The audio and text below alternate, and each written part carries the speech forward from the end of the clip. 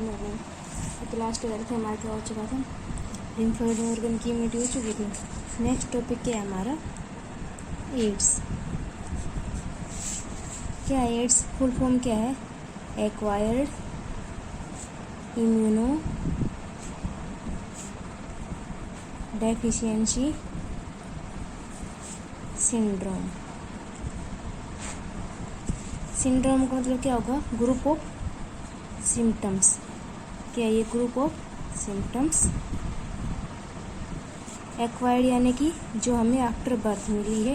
Immuno यानी कि immunity. Deficiency यानी कि इम्यूनिटी की डेफिशिएंसी, लैक ऑफ इम्यूनिटी।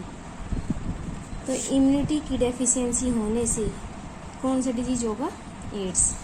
किसके कारण होता है? एक वायरस है। कौन सा? HIV वायरस,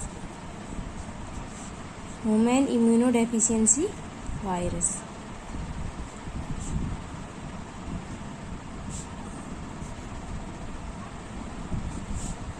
इसी कारण कौन सा डिजीज होगा? एड्स। सबसे पहले कब स्प्रेड हुआ था? 1981 के अंदर सबसे पहला डिजीज कब आया था? ये सबसे पहला केस कब मिला था एड्स का? 1981 में। और अब तक 25 मिलियन पीपल क्या हो चुके हैं? एड्स के कारण किल हो चुके हैं। अब स्प्रेड कैसे होता है? इसका ट्रांसमिशन कैसे होगा एड्स का? तो ट्रांसमिशन ऑफ एड्स कैसे फैलता है? ट्रांसमिशन कैसे होगा? सबसे पहले तो कोई इन्फेक्टेड पर्सन है, HIV इन्फेक्टेड पर्सन है, उसके साथ सेक्सुअल कांटेक्ट से एड्स क्या होगा? स्प्रेड होगा। सेकंड कि ब्लड ट्रांसफ्यूजन से, ये कोई इन्फेक्टेड पर्सन है, उसका ब्लड क्या करा दिया? ट्रांसफ्यूजन करा दिया, या उसके ब्लड प्रोडक्ट से। कि एक इन्फेक्टेड पर्सन का ब्लड एक हेल्दी पर्सन के अंदर क्या हो गया? ट्रांसमिट करा दिया, तो उससे क्या होगा? HIV स्प्रेड होगा। थर्ड, इन्फेक्टेड नीडल से। इन्फेक्टेड नीडल से मान लो कि कोई क्या कर रहा है? इन्फेक्टेड पर्सन है, और इन्फेक्टेड पर्सन क्या करता है? ड्रग्स का यूज करता है। तो ड्रग्स का यूज किसके द्वारा करेगा? नीडल की हेल्प से ड्रग लेगा। तो उस नीडल को यदि कोई हेल्दी पर्सन यूज कर ले तो उससे क्या होगा? उसके ब्लड के द्वारा क्या चले जाएंगे? HIV के वायरस हेल्दी पर्सन में क्या कर जाएंगे? एंटर कर जाएंगे, और उसको क्या हो जाएगा? HIV इन्फेक्शन हो जाएगा। नेक्स्ट क्या है? इन्फेक्टेड मदर से उसके बेबी को। इन्फेक्टेड मदर से किसको होगा? उसके बेबी को। किसके थ्रू होगा? प्लेसेंटा के थ्रू क्या हो जाएगा? HIV का वायरस क्या हो जाएगा? प्लेसेंटा को क्रॉस करके कहाँ जाएगा? बेबी के अंदर। या फिर ब्रेस्ट फीडिंग के द्वारा। तो सारे किसके वे थे कि ट्रांसमिशन ऑफ एड्स, की एड्स किस किस मेथड से क्या होता है? स्प्रेड होता है। तो किस किस से होगा? इन्फेक्टेड पर्सन से के साथ सेक्सुअल कांटेक्ट से, ब्लड ट्रांसफ्यूजन से, कि इन्फेक्टेड पर्सन का ब्लड हमने क्या कर दिया? हेल्दी पर्सन को क्या कर दिया? ट्रांसफ्यूज करा दिया, तो उससे भी क्या होगा? एड्स स्प्रेड होगा। इन्फेक्टेड नीडल से, इन्फेक्टेड किससे? जो इन्फेक्टेड इंजेक्शन का यूज करेंगे उससे क्या होगा? HIV का वायरस क्या हो जाएगा? स्प्रेड हो जाएगा। इन्फेक्टेड मदर से उसके बेबी होगा, क्योंकि मदर क्या है? इन्फेक्टेड है HIV से, तो HIV का वायरस क्या करेगा? प्लेसेंटा को क्रॉस करके किसको चला जाएगा? बेबी के पास। या फिर अगर इन्फेक्टेड मदर ब्रेस्ट फीडिंग करा रही है तो उससे भी क्या होगा? ये स्प्रेड होगा। किससे स्प्रेड नहीं होता? किसी फिजिकल कॉन्टैक्ट से स्प्रेड नहीं होगा। जैसे हग करने से, किस करने से क्या होगा? ये स्प्रेड नहीं होगा। तो फिजिकल कॉन्टैक्ट से क्या होगा? ये स्प्रेड नहीं होगा। अभी स्प्रेड होता कैसे बॉडी के अंदर? जो इसका वायरस है, कौन सा वायरस है? HIV वायरस है। ये किस ग्रुप का वायरस है? रेट्रो वायरस का। तो रेट्रो वायरस का क्या है? ग्रुप का क्या है? एक वायरस है। ये क्या करेगा? हमारी बॉडी के अंदर क्या करेगा? एंटर करेगा। कैसे एंटर करेगा? सबसे पहले जो रेट्रो वायरस है उसका डायग्राम कैसा होगा? ये क्या होगा?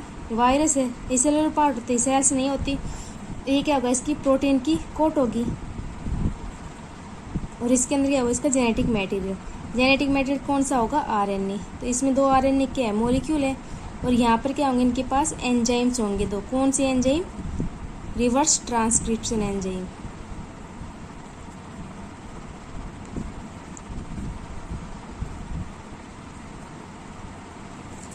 तो तो ये क्या है, आरएनए है, सिंगल स्ट्रैंडेड है।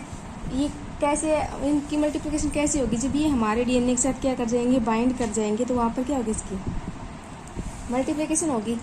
तो मान लो ये क्या है, ह्यूमन सेल्स है। ह्यूमन सेल के अंदर क्या आ गया, रेट्रोवायरस आ गया। यहाँ से क्या है, वायरस थी, ये वायरस, ये क्या है, रिवर्स ट्रांसक्रिप्शन। यहाँ से क्या है, आरएनए आ गया, और क्या आ गया, रिवर्स ट्रांसक्रिप्शन एंजाइम आ गया। तो यहाँ पर क्या होगा इसका, ये रिवर्स ट्रांसक्रिप्शन एंजाइम है, क्या करता है, हमें पता है कि जो प्रोटीन सॉरी डीएनए से क्या बनता है, आरएनए। तो डीएनए से आरएनए प्रोसेस कौन सी होगी, ट्रांसक्रिप्शन प्रोसेस होगी।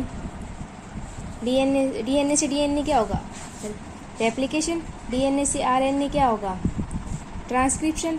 और आरएनए से प्रोटीन बनना क्या होगा, ट्रांसलेशन।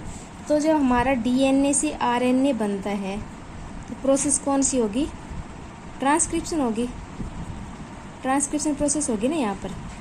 लेकिन यहाँ पर क्या होगा, आरएनए से वापस क्या बनेगा, डीएनए बनेगा। तो कौन बनाएगा, कौन सा enzyme, reverse transcriptase enzyme. Reverse यानी कि उल्टा कर देगा किसको, ट्रांसक्रिप्शन को। तो ट्रांसक्रिप्शन को उल्टा करेगा तो क्या बनेगा, आरएनए से फिर डीएनए बन जाएगा, डबल स्ट्रैंडेड डीएनए बनेगा। तो इस प्रोसेस क्या बोलेंगे हम, रिवर्स ट्रांसक्रिप्शन। तो यहाँ पर क्या होगा, जो रिवर्स ट्रांसक्रिप्टेज एंजाइम है, ये रिवर्स ट्रांसक्रिप्टेज जो एंजाइम है, ये क्या कर देगा, इस आरएनए को डबल स्ट्रैंडेड किस में कन्वर्ट कर देगा, डीएनए में कन्वर्ट कर दिया। अब ये कहाँ जाएगी, न्यूक्लियस के अंदर। न्यूक्लियस के अंदर क्या है, हमारा डीएनए डबल स्ट्रैंडेड, उसके साथ क्या हो जाएगा, ये इनकोरप्टेड हो जाएगा, हो गया। फिर यहाँ पर क्या होगी, ट्रांसलेशन प्रोसेस होगी, और ट्रांसलेशन से क्या बनेगा, यहाँ पर क्या बन जाएगा, प्रोटीन सॉरी ट्रांसक्रिप्शन प्रोसेस होगी। यहाँ पर तो क्या थी, रिवर्स ट्रांसक्रिप्शन, यहाँ पर क्या होगी, ट्रांसक्रिप्शन। ट्रांसक्रिप्शन से डीएनए क्या होगा, सिंगल स्ट्रैंडेड हो जाएगा। तो यहाँ से सिंगल स्ट्रैंडेड क्या हो गई, आरएनए की मॉलिक्यूल, यानी कि बहुत सारे क्या बन गए। इसने इस सेल को क्या कर दिया, इन्फेक्टेड कर दिया। तो ये वायरल इन्फेक्टेड सेल हो गई ना, वायरल इन्फेक्टेड सॉरी डीएनए होगा ये। यहाँ से क्या होगा, ट्रांसक्रिप्शन होगा। ट्रांसक्रिप्शन होगा तो क्या बनेगा, आरएनए बनेगा, और क्या बनेगा, यहाँ से प्रोटीन बनेगा। तो प्रोटीन कोट इसको क्या कर लेगी, कवर कर लेगी, और इस तरह बहुत सारे क्या बन जाएंगे, रेट्रोवायरस। यहाँ से क्या बन जाएंगी, बहुत सारे क्या बन गए, रेट्रोवायरस। और ये वायरस क्या करेंगे, अब जाकर हमारी बॉडी की सेल्स पर क्या कर देंगे, अटैक कर देंगे। तो इस तरह क्या होगा, इनका रेप्लिकेशन होगा, किसका, वायरस का, रेट्रोवायरस का। हमारी बॉडी के अंदर क्या होता है, रेप्लिकेशन। कि यदि एक वायरस हमारी बॉडी के अंदर एंटर कर गया तो वो रेप्लिकेशन करके क्या कर लेगा, बहुत सारी कॉपी बना देगा, और वो हर कॉपी क्या करेगी, हमारी सेल्स को इन्फेक्टेड करेगी। तो यहाँ से क्या होगा, बहुत सारी मल्टीप्लिकेशन होकर बहुत सारी क्या बन गई, रेट्रोवायरस बन गई। अब ये रेट्रोवायरस कहाँ जाएंगे, अब ये रेट्रोवायरस मेनली किसको अटैक करेंगे,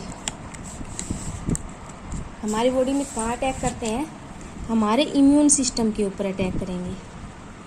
और इम्यून सिस्टम में कहाँ पर अटैक करेंगे, जो हेल्पर टी सेल है,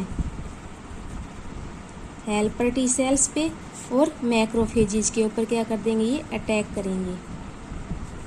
और जब बहुत सारे रेट्रोवायरस इनके ऊपर अटैक करेंगे तो क्या कर देंगे, इनकी इम्यूनिटी को वीक कर देंगे। मैक्रोफेजेस के फंक्शन क्या कर देंगे, यहाँ पर स्टॉप कर देंगे, कॉलोनी बना लेंगे अपनी। इसे क्या बोलेंगे हम, मैक्रोफेज में क्या बोलेंगे हम इसको, आरएनए फैक्ट्री, या मैक्रोफेज आरएनए फैक्ट्री बोलेंगे। तो यहाँ पर क्या कर लिया, इनकी मल्टीप्लिकेशन बहुत ज़्यादा हो गई, तो इन्होंने क्या कर दिया, इनके इम्यून रिस्पॉन्स को क्या कर दिया, स्लो कर दिया। इम्यून रिस्पॉन्स क्या हो गया, स्लो हो गया। तो इससे क्या होगा, जो इम्यूनिटी पावर है वो क्या हो जाएगी, वीक हो जाएगी। और इम्यूनिटी पावर वीक होने से कोई भी पैथोजन, जैसे कि बैक्टीरिया है, वायरस है, फंजाई है, वो क्या कर देंगे, अपना इन्फेक्शन कर देंगे बॉडी के अंदर। उनके अगेंस्ट हमारे जो इम्यून सिस्टम है वो रिस्पॉन्ड नहीं कर पाएगा, और हमारे बॉडी के अंदर क्या जाएंगे, बहुत सारे डिजीज़ क्रिएट हो जाएंगे। तो ये क्या करता है, इसलिए इसको क्या बोलते हैं हम, एक्वायर्ड इम्यूनोडेफिशिएंसी सिंड्रोम, कि ये हमारे इम्यून सिस्टम पर अटैक करेगा और इससे हमारी इम्यूनिटी पावर को क्या कर देगा, बिल्कुल लो कर देगा। उसके बाद हम किसी भी इन्फेक्शन, किसी अगेंस्ट फाइट नहीं कर पाएंगे। तो इसके कारण क्या होती है, कभी भी रेट्रोवायरस के कारण, HIV वायरस के कारण डेथ नहीं होती। डेथ किसी कारण होती है कि इम्यून सिस्टम वीक होने से जो दूसरे ऑर्गेनिज्म है वो क्या कर देंगे, अपना इन्फेक्शन फैला देंगे, जिससे क्या होगा, वो किसी पर्सन की डेथ हो जाएगी। अब है कि टेस्ट, कि HIV को टेस्ट किससे करते हैं हम, किस टेस्ट का यूज़ करेंगे हम, एलाइजा का। एलाइजा क्या है, एंजाइम लिंक्ड लिंक्ड इम्यूनोसॉर्बेंट ऐसे। ये एक टेस्ट है जिसमें हम क्या करते हैं कि ब्लोटिंग करेंगे, कि डीएनए की ब्लोटिंग करेंगे। डीएनए की ब्लोटिंग से हम क्या पता लगा सकते हैं कि जो हमारे डीएनए के अंदर इन्फेक्शन है, एचआईवी के वायरस है या नहीं। तो कौन सा टेस्ट करेंगे हम? एलाइजा इम्यूनोलिंक्ड हेवी सिंड्रोम। अब है इसका प्रिवेंशन। इसका प्रिवेंशन के लिए हम क्या करेंगे? तो इसका कोई भी क्योर नहीं है कि हम इसको कम्प्लीटली क्या कर सकते हैं, इरेडिकेट कर सकते हैं। इसके लिए हम सिर्फ कुछ अपनी जो सावधानियाँ हैं वही बरत सकते हैं, जैसे कि किसी भी मल्टीपल पार्टनर से क्या होना चाहिए, अवॉइड करना चाहिए सेक्सुअल कॉन्टैक्ट को, या फिर किसका यूज करना चाहिए, कॉन्डोम का, सेफ्टी डिवाइस का यूज करना चाहिए। जो ब्लड ट्रांसफ्यूजन है वो कैसा होना चाहिए, सेफ होना चाहिए, वो टेस्ट कराना चाहिए। इसके अलावा इन्फेक्टेड मदर को क्या करना चाहिए, जो ब्रेस्ट फीडिंग है उसको अवॉइड करना चाहिए। कम से कम क्या चाहिए, ड्रग अब्यूज करना चाहिए। तो ये सभी जो मेथड इनको अपना कर हम क्या कर सकते हैं, इसको कम कर सकते हैं। और कुछ जो हमारे प्रोग्राम, जैसे कि गवर्नमेंट और नॉन गवर्नमेंट जो ऑर्गेनाइजेशन है वो भी क्या कर रही है, लोगों को एजुकेट कर रही है, किसके लिए, एड्स के प्रिवेंशन के लिए। जैसे कि गवर्नमेंट ऑर्गेनाइजेशन कौन सी हमारी, नाको, नेशनल एड्स कंट्रोल ऑर्गेनाइजेशन। ये क्या कर रही है, लोगों को बार बार टाइम टू टाइम क्या कर रही है, एजुकेट कर रही है कि हमें जो सेक्सुअल एजुकेट लोग उनसे फिजिकल डिस्टेंस नहीं बनानी चाहिए, लेकिन उनको क्या करना चाहिए कि हिदायत देनी चाहिए कि हमें किस तरह इसको प्रिवेंट कर सकते हैं। इसके अलावा कुछ कैसी हैं, नॉन गवर्नमेंट ऑर्गेनाइजेशन, जिनको क्या बोलते हैं हम, ऑर्गेनाइजेशन, एनजीओज भी क्या करें, टाइम टू टाइम लोगों को क्या कर रहे हैं, एजुकेट कर रहे हैं। तो इस तरह एजुकेशन से हम क्या कर सकते हैं, एड्स को प्रिवेंट कर सकते हैं। तो हमारा टॉपिक क्या था, एड्स। Thank you.